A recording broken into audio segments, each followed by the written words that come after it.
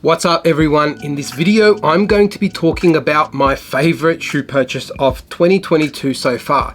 It's not a shoe that was released in 2022, but the colorway is one that was released this year. Speaking of colorways, I don't love it, but I don't care. I'm just glad that I've got a pair of Reebok Omni Zone 2 pumps to wear, to hold, all that good stuff. I'm going to be talking about why I love them so much after we check out that little step thing that I do with some slow motion and music. Now.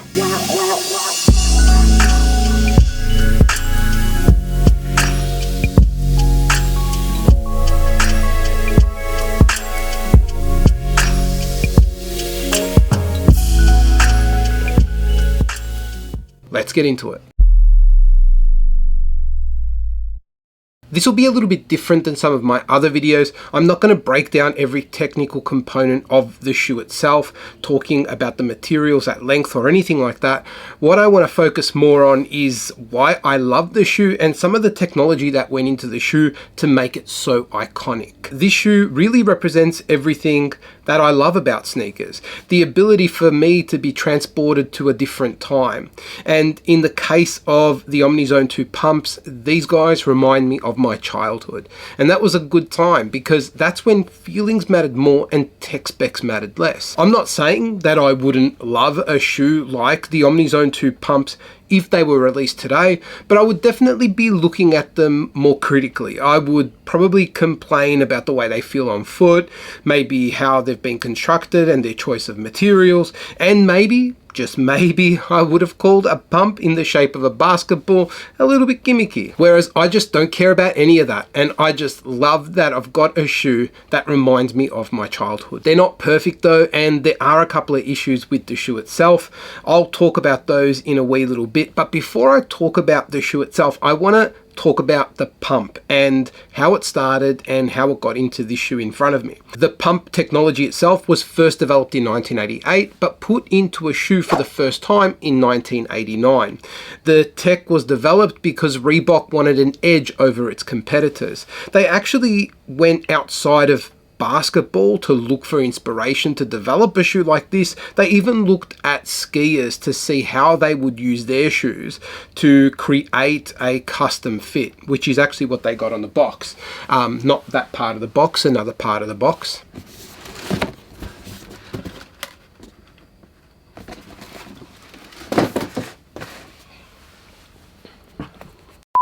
And that first shoe that was released in 1989 was just known as the Reebok Pump. It's a little bit different to this shoe. It was a high top, it looks mean, had this big old tongue on it. The first Omni Zone was released a year after that in 1990, and it took away some of the size of that original shoe, going from a high top to more of a mid-cut type of look. In 1991, the Omni Zone 2 was released. As far as the silhouette goes, they're close to identical. There are a couple of changes though overall. One of the changes to the Omni Zone 2 is this TPU cage that's around the midfoot area of the shoe, and probably the biggest change in the shoe was the change in cushioning technology. The Omni Zone 2 got the Hexalite treatment as opposed to the ERS, the energy response system that the first Omni Zone had. There are another couple of shoes that were released in 1991 for basketball alongside the Omni Zone 2. In addition to those shoes, the pump technology made its way onto the tennis court, and there was a Victory Pump something that was released that Michael Chang wore. The pump in all of these shoes up until this point basically worked the same way. You'll notice if you've got a pair of these shoes, or if you do end up getting a pair of these shoes, that the tongue is wicked crazy. I mean, it's huge. There was an inflator device on the tongue itself that pumped air into these air bladders that were placed in different parts on the tongue. When they inflate, they would create a more secure fit depending on whether you've got bigger ankles or whatever, you know. Depending on like how your foot was sitting inside the shoe, you could put more air or less air to give you a snugger fit. No two people have the same foot. Well, maybe. Anyway, doesn't matter. The air bladders in the Omni Zone 2 are a little bit different than how it was originally released. At least they feel different. I don't think that there are any air bladders along the sides of the tongue. I think there's only two pockets, one on the top and one on the bottom, because when you do pump up the basketball inflator devicey thingy. You do get some air that feels noticeable on the top and bottom parts of the tongue, but I will also say that when you get the pump to work, you feel that air.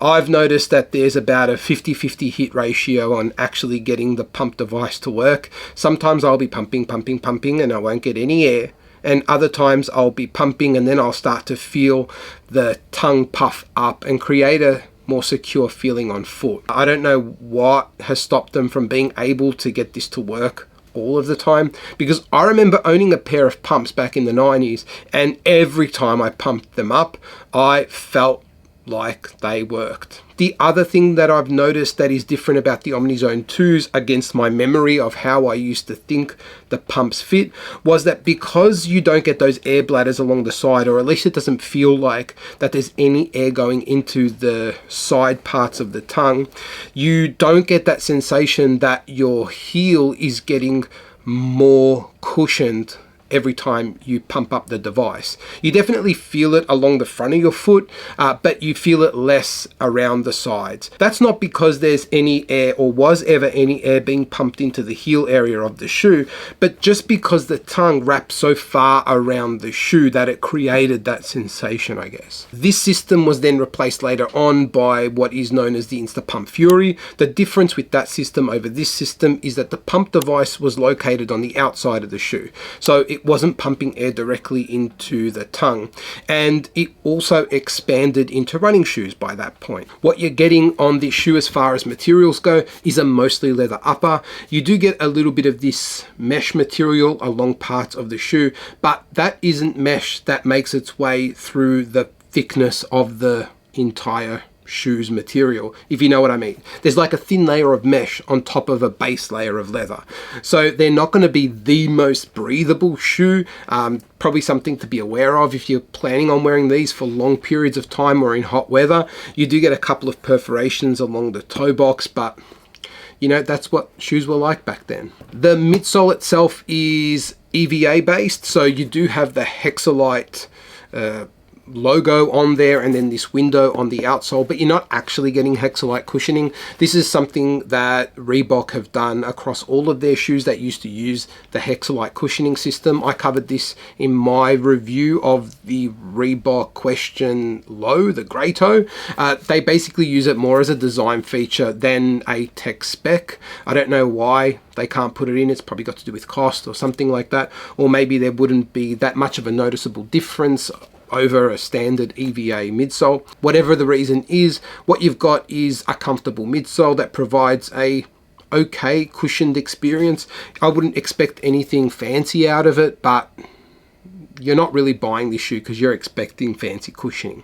The outsole is full rubber and it looks wicked. I love the way that the herringbone pods are in the forefoot and along the heel, and the way that they've color blocked this thing. I just think it looks really retro, really 90s, and I love what they've done. This shoe runs true to size, so getting whatever shoe size you normally buy is going to be the right choice for this guy. As far as how they feel on foot, they actually feel okay. They are a heavy shoe, but they don't feel like really cumbersome on foot. They actually feel like a solid lifestyle mid-top type of shoe. They don't feel like a performance shoe, and I don't think that's what Reebok are doing here. Reebok are really replicating a performance basketball shoe from the 90s, but with the intention of being used as a lifestyle product. And what I love about this shoe is that it is nothing like any other shoe that is being made today. It means it is a centerpiece for attention and discussion. There are a lot of people out there who don't realize how powerful Reebok was back in the 80s and 90s, and this shoe is an example of how they used to push the boundaries to create stuff that other brands weren't doing. I love this shoe. I'm really glad I got my hands on this shoe. It's not my favorite colorway. I think there were a couple of colorways that released last year, the black version, then the white version, which look better than this, and then there was the Pistons colorway that came out again earlier this year. I've tried to get my hands on every one of those releases, but I just couldn't get my size, which is kind of weird because I don't see these shoes on a lot of people's feet, and I don't follow the resale market all too closely, but I don't see a whole bunch of people reselling these shoes either. So if people aren't buying these things in large quantities, I think it's just Reebok offering a really limited supply of these shoes because they probably think they won't sell. I'm really interested to know what it's like in your parts of the world and whether or not a shoe like the Omni Zone 2 pumps are easy to get, but I found it really difficult to get my hands on a copy. I'd love to hear your thoughts on what you guys think of the Omni Zone 2 pump, and if you own a pair of these shoes, how did you find that purchasing experience? Was it easy or was it hard? Leave your thoughts down in the comments below, but until the next video, laters.